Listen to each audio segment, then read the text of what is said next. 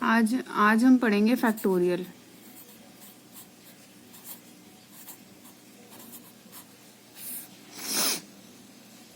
Factorial क्या होता है? फैक्टोरियल को हम रिप्रेजेंट करते हैं इस एक्सक्लेमेटरी साइन से, इससे। ठीक है, तो कैसे क्या हमारे पास सपोज करो कोई नंबर है, कोई भी नंबर है, सपोज 5 है हमारे पास। फैक्टोरियल ये जो साइन होगा इसको हम बोलेंगे 5 फैक्टोरियल। 5 फैक्टोरियल का मतलब होता है कि आपने इस नंबर से स्टार्ट करना है, इस नंबर से स्टार्ट करना है एंड मल्टीप्लाई करते हुए डिसेंडिंग ऑर्डर में आपने पहुंचना है 1 तक। आपने बीच में कोई नंबर स्किप नहीं करना है। 5 4 3 2 1 कोई नंबर आप स्किप नहीं करेंगे। इन सबको मल्टीप्लाई करके जो भी आपका आंसर आएगा, यहाँ पर आप मल्टीप्लाई करोगे तो 120 आ रहा है, तो ये इसकी 5 फैक्टोरियल की वैल्यू होती है। ठीक है, ऐसे ही अगर मेरे पास 4 फैक्टोरियल होता तो 4 फैक्टोरियल को क्या लिखते? 4 इंटू 3 इंटू 2 इंटू 1। वहां तक जाना है 1 तक, लेकिन बीच में कोई नंबर छोड़ना नहीं है। तो इन सबको अगर हम मल्टीप्लाई करें 3 2 6 6 4 24। ठीक है, ये इसकी वैल्यू आ गई 4 फैक्टोरियल की। इस तरह से आप डिफरेंट वैल्यूज निकाल सकते हैं। 2 फैक्टोरियल की वैल्यू क्या आएगी? 2 फैक्टोरियल को हम लिख सकते हैं 2 इंटू 1, क्या आएगी? 2। ऐसी 1 फैक्टोरियल की वैल्यू क्या आएगी?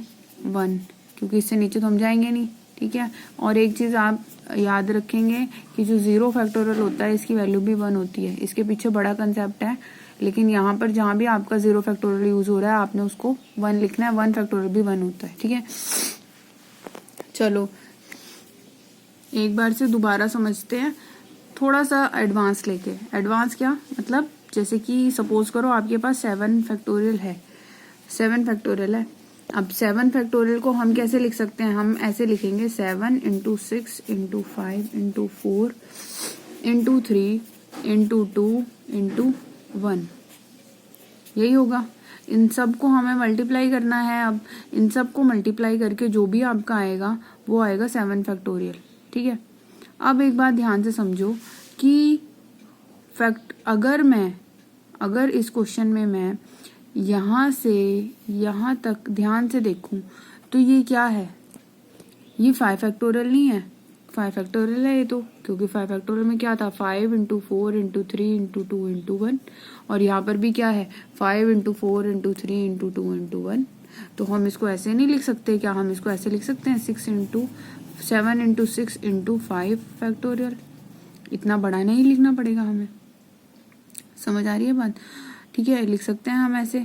और अगर मैं इतने पोर्शन को नहीं लूं, अगर मैं इस पोर्शन को भी ले लूं, 6 को भी इसके साथ ले लेती, तो हम क्या लिख सकते थे इसको? तो हम लिख सकते थे इसको 7 इंटू 6 फैक्टोरियल। ये जो पूरा बन जाता वो 6 फैक्टोरियल बन जाता, क्योंकि 5 फैक्टोरियल में क्या था? 5 से शुरू हो रही थी टर्म, 1 तक जा रही थी। 6 में क्या होना था? 6 से शुरू होनी थी, 1 तक जानी थी। तो 7 इंटू 6 फैक्टोरियल भी लिख सकते थे इसको हम। समझ आ गया? तो ये लिखने का तरीका है। अगर आपको इवैल्यूएट पूछा गया है तो आपने सबको मल्टीप्लाई करना है। बट ये लिखने का तरीका मैं इसलिए बता रही हूँ कि सपोज आपके पास कुछ ऐसा क्वेश्चन आ जाए, ऐसा क्वेश्चन आपके पास आता कि 7 फैक्टोरियल लिखा हुआ है, यहाँ पे आपको अपॉन में दे रखा है 2 फैक्टोरियल एंड इनटू दे रखा है 5 फैक्टोरियल, इस तरह की चीज़ दे रखी है। तो हम इस क्वेश्चन में क्या करेंगे? तो ये हम इस क्वेश्चन में क्या करेंगे? 7 को पूरा खोलेंगे? नहीं। 7 को पूरा 1 तक खोलेंगे इसकी तरह? नहीं। हम क्या करते हैं? हम इन दोनों में से देखते हैं कि इसके पास ज़्यादा कौन है। 5 इसके ज़्यादा पास है, तो हम क्या करते हैं? इसको सिर्फ 5 तक लेके जाते हैं और वहां पर फैक्टोरियल लगा देते हैं। रोक दिया मैंने 5 फैक्टोरियल के बाद, इसको रोक दिया, क्योंकि 5 फैक्टोरियल में सारी टर्म्स कवर हो गई हैं आगे की। और अपॉन में जो 5 फैक्टोरियल था उसको हमने खोला नहीं है ताकि ये इससे कट जाए। समझ आ गई? अब जो 2 था वो इसके साथ मल्टीप्लाई में था तो कट नहीं रहा वो, अब तो उसको खोल दो 2 इंटू 1। और ये जो 2 है वो इससे कट गया 3 पे, तो 7 3 21 इसका आंसर आ जाएगा। ठीक है, और इसी क्वेश्चन को आप अगर दूसरे तरीके से करते तो हमें क्या करना पड़ता? हमें 7 को खोलना पड़ता, 7 को इस तरीके से पूरा 1 तक लिखना पड़ता, 5 को पूरा फिर 1 तक लिखना पड़ता, 2 को भी। फिर टर्म्स करती जाती एक एक करके हम टर्म्स को काटते हैं। उससे अच्छा हमने ये काम किया। और किया कैसे है, इस तरीके से कि अगर मैं ऐसे करूं कि भाई मैं कह रही हूँ कि मैं इस 7 की जगह इसकी जगह मैं अगर हम इसकी जगह हाथ रख लेते हैं तो जो ये टर्म है वो हमारे पास क्या बच रही है 5 इंटू 4 इंटू 3 इंटू 2 इंटू 1 और वो क्या बन रही है 5 फैक्टोरियल। अगर मैं 7 की जगह हाथ रख लेती हूँ तो ये पूरा बन गया 6 फैक्टोरियल। 6 फैक्टोरियल लिख दिया। ठीक है, तो इस तरीके से हम इसको कर सकते हैं। समझ आ गई है बात। इस तरीके से हम इसको सॉल्व कर सकते हैं। ऐसे और भी क्वेश्चंस आ सकते हैं आपके पास। जैसे एक क्वेश्चन और है, उस क्वेश्चन में हम कोई क्वेश्चन ले लो, जैसे ये लेते हैं 25 factorial into 19 factorial upon 20 factorial upon 26 into 26 factorial.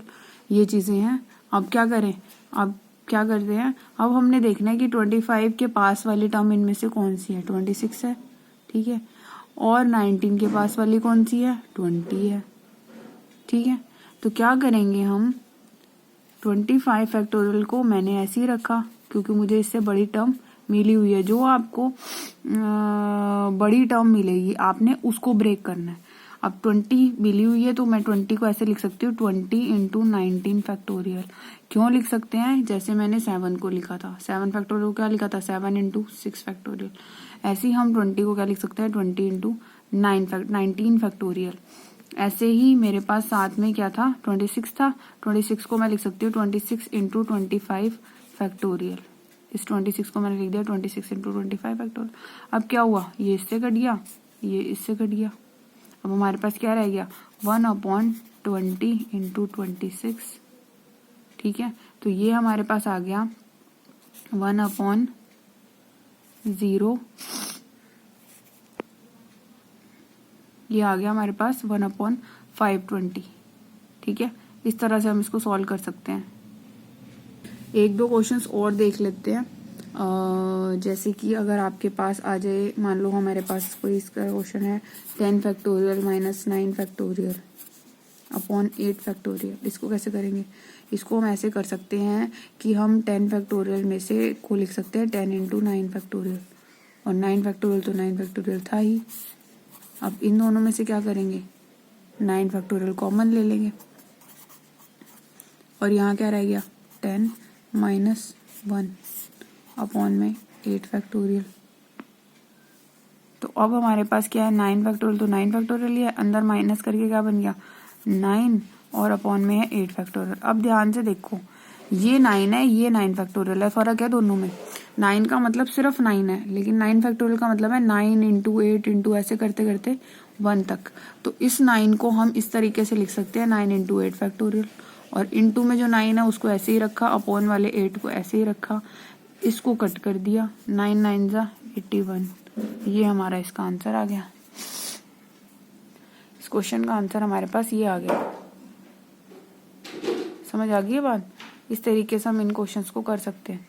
ऐसे ही हमारे पास n वाले क्वेश्चंस भी आएंगे। n वाले क्वेश्चंस में क्या होगा कि n वाले क्वेश्चंस में जैसे सपोज करो एक टर्म ले ली मैंने, ऐसे दे रखा है n factorial upon n minus 1 factorial, ऐसे लिखा हुआ है। ठीक है, तो अभी हमने जैसे 7 वाला क्वेश्चन किया था, 7 वाला क्वेश्चन कहाँ किया था हमने, ये किया था हमने 7 वाला क्वेश्चन। इस क्वेश्चन में क्या था, हमने क्या किया था 7 था, ये 7 को हमने ऐसे लिख सकते थे 7 इंटू 6 फैक्टोरियल। ठीक है, या फिर 7 इंटू 6 इंटू 5 फैक्टोरियल। जिस जगह की हमें जरूरत है हम उस जगह पे जाके फैक्टोरियल करके रोक सकते हैं उसको। अब आ जाओ 9 वाली, वो उस अपने वाले क्वेश्चन पे, n वाले क्वेश्चन पे। हमारा जो क्वेश्चन है, हमारे क्वेश्चन में n factorial upon n minus 1 factorial है, इसको हम सिंप्लीफाई करना है। तो इसको n से एक कम टर्म कौन सी होगी, n से एक कम जो टर्म होगी वो n माइनस 1 होगी, और अपॉन में n माइनस 1 फैक्टोरियल ही है, तो ये दोनों एक दूसरे से कट नहीं जाएंगे, आंसर हमारे पास n आ जाएगा सिर्फ। समझ आ रही है बात। कैसे हुआ ये ऐसे हुआ कि भाई n को अगर हम सपोज करो, n के बाद n माइनस 1 कैसे आएगा, n को अगर हम 7 डाल दें तो 7 माइनस 1 6 ही तो आएगा ये, समझ आ रही है। n के बाद 6 आएगा, सॉरी 7 के बाद 6 आता है, फिर एक कम एक कम एक कम, इस तरह से आता है। तो यानी कि ये टर्म्स हमारे पास कैसे आती जाती हैं, ये टर्म्स हमारे पास ऐसे आती जाती है, अगर n आया फिर n-1 आया फिर n-2 आया, ऐसे आती है टर्म्स, n-3 इस तरह से, ठीक है। जैसे कि अगर मान लो n को मैंने 10 रख दिया तो 10-1 9 आएगा, फिर 10-2 8 आएगा, इस तरह से। समझ आ रही है बात। इस तरह से करके अगर n फैक्टोरियल लिखा हुआ है तो ये लास्ट में 1 तक जाएगा, ठीक है। इस तरह से आती हैं। तो ऐसे ही हमारा जो क्वेश्चन है, हमारे अपॉन में n-1 था तो n-1 तक गए और कट कर दिया। अगर यही क्वेश्चन, अगर इसी टाइप का कोई और क्वेश्चन होता हमारे पास, जैसे कि क्वेश्चन है हमारे पास एक n+2 फैक्टोरियल दिया हुआ है ये, तो इस क्वेश्चन को हम कैसे करेंगे, इसको हम ऐसे करेंगे कि n+2 में से एक कम करो, n+1 हो गया, फिर एक और कम करो। कम करने का क्या मतलब है कि इसमें से एक माइनस करते जाओ, इसमें से एक माइनस करा n+1 आ गया, इसमें से एक माइनस करा n आ गया। अब n आ गया, n के बाद फैक्टोरियल लगा दो, क्यों, क्योंकि हमारे पास n अपॉन में n फैक्टोरियल ही था, उसी से हमने कट करना था, वहां तक ले जाओ, उसको कट कर दो, जो बचेगा वही हमारा आंसर होगा। ये हमारा आंसर है, ठीक है। इस तरीके से करने हैं क्वेश्चंस फैक्टोरियल्स के। ट्राई करो बाकी क्वेश्चंस को, ठीक है। इस तरह के आपको और भी क्वेश्चंस आपको मिल जाएंगे, इन्हीं क्वेश्चंस को आप ट्राई कर सकते हो। वीडियो एक बारी देख लो, और वीडियो देखने के बाद एक बारी वीडियो फिर ऑफ करके इस क्वेश्चंस को एक जगह नोट करके इन क्वेश्चंस को खुद ट्राई करने की कोशिश करो, खुद से करने की कोशिश करो बिना देखे।